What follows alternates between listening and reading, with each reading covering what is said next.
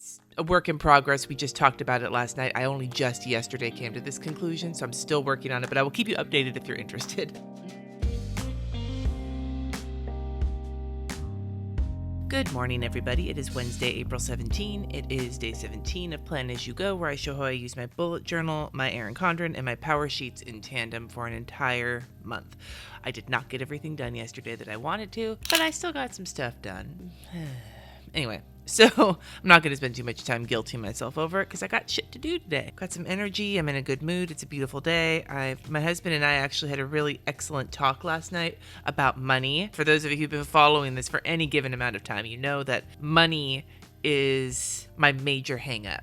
And in my power sheets, the goals that have not barely even been touched have been the financial goals. Now, this isn't financial in the sense of like how much money I'm making. It's financial in the sense of how much I actually spend thinking, how much time and effort I spend thinking about and being involved in the financial picture of both our house and my business. We had a really great talk about that. We also had a really excellent talk last night about why it is that I suck ass at sticking to a meal plan and cooking for us on the weeks that the kids aren't here.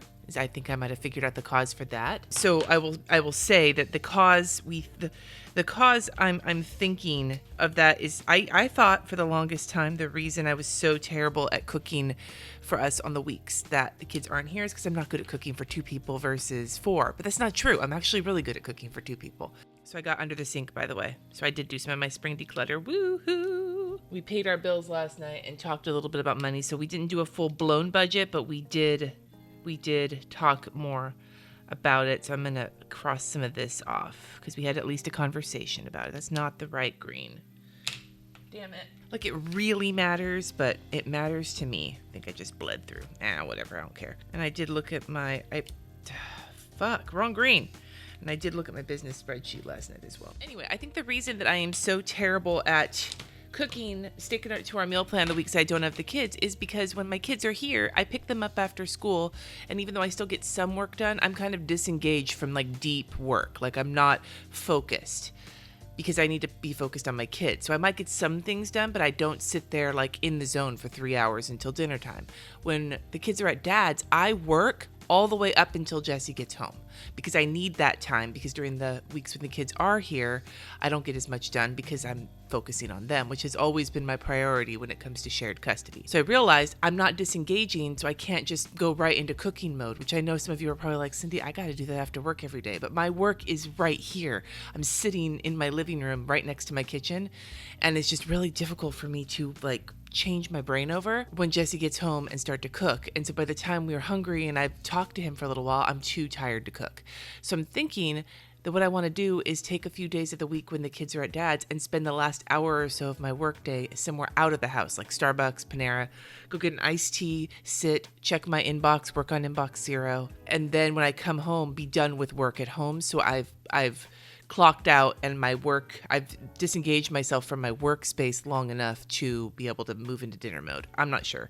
It's a work in progress. We just talked about it last night. I only just yesterday came to this conclusion, so I'm still working on it, but I will keep you updated if you're interested. Anyway, looking at this today, I have one thing for my patrons. My kid has an appointment. Hopefully their dad is taking them too.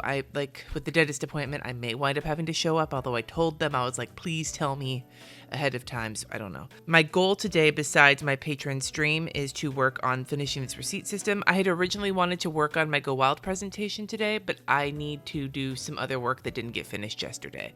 But I do want to really get decided on a receipt system and do whatever work I need to get that in motion today. So that's what we're going to work on. I also have a few questions to answer from the video from the day yesterday. We're out of order and everything, but whatever. This one is from Brianna, who said, when you say a social media free weekend, do you mean you still look at social media and you just aren't actively posting, or do you not even open the app? The goal for me is to not even open the app. I will be filming and posting for Plan As You Go, but I will not be answering comments, which I've actually been really bad at this week anyway, and I apologize for that.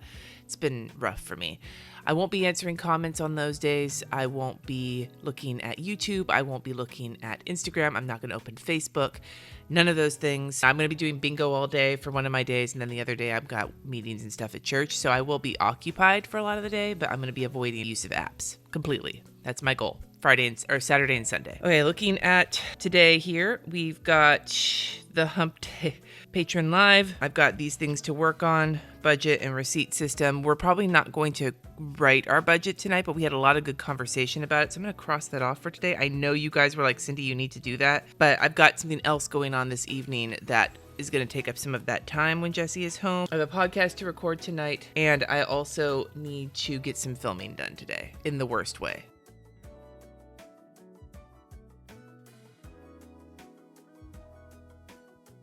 All right, so that's today. I'm also having to reschedule this interview on Thursday, which is kind of nice, not because I really want to do that interview, but it's going to open up a lot more time tomorrow to get caught up since I'm super far behind. I think that's everything I have for this plan, this Erin Condren situation today. I actually have a question. It's not a question. She refers to it as a problem, but I happened to see it when I was scrolling through from Amy, who said, can you try to do more plan with me's during not plan with me months? I'm assuming you mean the plan as you go situations. I make life enjoyable and happy. I appreciate that. And while it's difficult for me to just incorporate a week of plan as you go, I've done it before and I might do it in the future. I have some other ideas coming up that may incorporate the feel of this in a way. Just gonna have to stay tuned. I've got some ideas. They may not be what you're thinking, but they may be interesting in some form or another. So stay tuned. Maybe.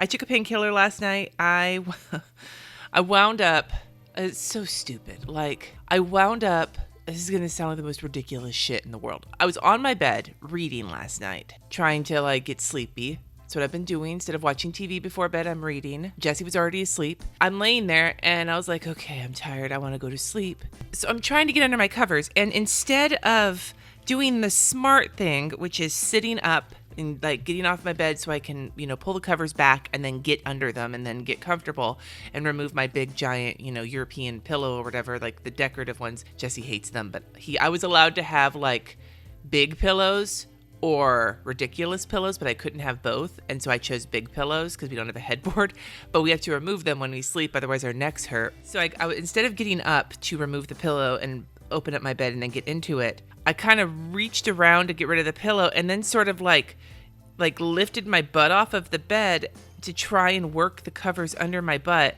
to pull them over my legs. And then I had to turn and like kind of twist to do this.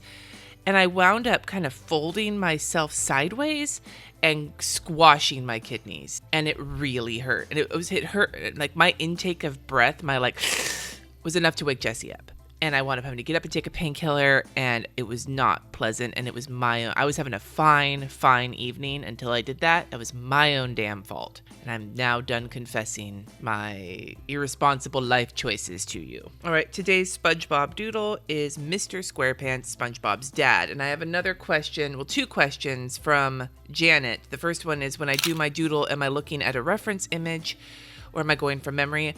It depends on the doodle. Things like the food doodles, I didn't need reference images because I did them so often for Trader Joe's. But when it comes to things like characters, yeah, I use a reference image. It helps me just get different styles down in case I ever want to doodle things on my own. I would never try to sell something that I used such a blatant reference to, but I just like doing it for the practice. The second question was, where do you get your list of lettering words? Well, I create them. So if you are not a member of the Facebook group Llamas Love Lettering, or you can go to my website, Cindy Guentert-Baldo, or to Instagram, and I post them every month. Where do I get them from? It depends on the month. I come up with whatever idea, or I get an idea from my patrons, and then I just go hunting for words that fit that concept. Sometimes it's easier than others. When I'm coming up with things like musicals or horror movies or something, I can just pull them from my brain. But like this month with the ocean creatures, I actually had to go look those up. And then I made several goofs where I doubled up on different creatures. It happened, I think, 3 times, and you guys were able to point it out, or my patrons were able to point it out, and I had to go find more. So yeah, that's where I get them from.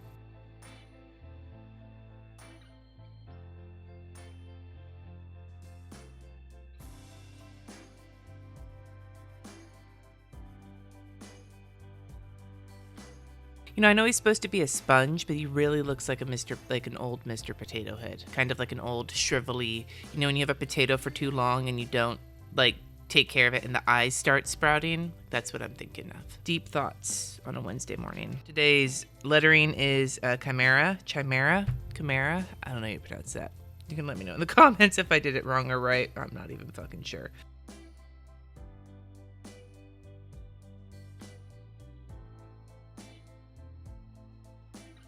Let me take a look at my list to see if there's anything I can cross off up of here. Those are done. It is time. So here's my list. Some things I didn't get done, some things I did. So I'm going to start a brand new week, like a new spread, and I want to do something. I've been talking about kind of changing this up. I'm not sure what yet. We'll see what happens. Free ball it. That's how I live my life.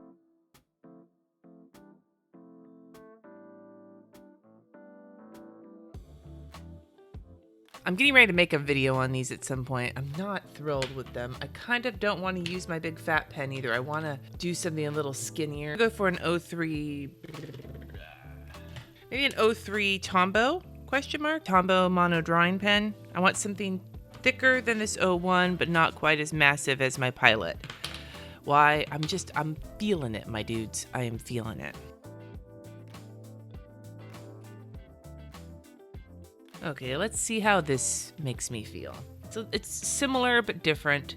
I know it's probably splitting hairs. If you notice, as I go through the weeks of doing this cursive, I got sloppier and sloppier as I got to this point because I just wasn't liking it as much, and this looks a little bit neater. So I'm gonna make my list now.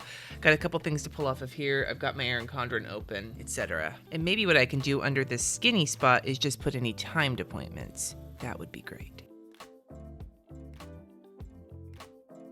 Yeah, I kind of like that. It reminds me of my horizontal where I write timed appointments underneath the date. Kind of like a reflection of each other, maybe. I think I'm overthinking it.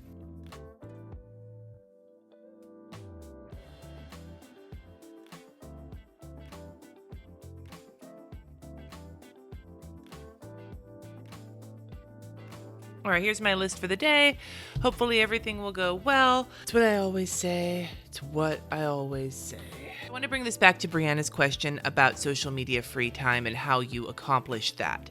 If you have done a social media free weekend or day or whatever, how did you do it? Did you delete the apps? Did you just not look at them? Did you look but not post?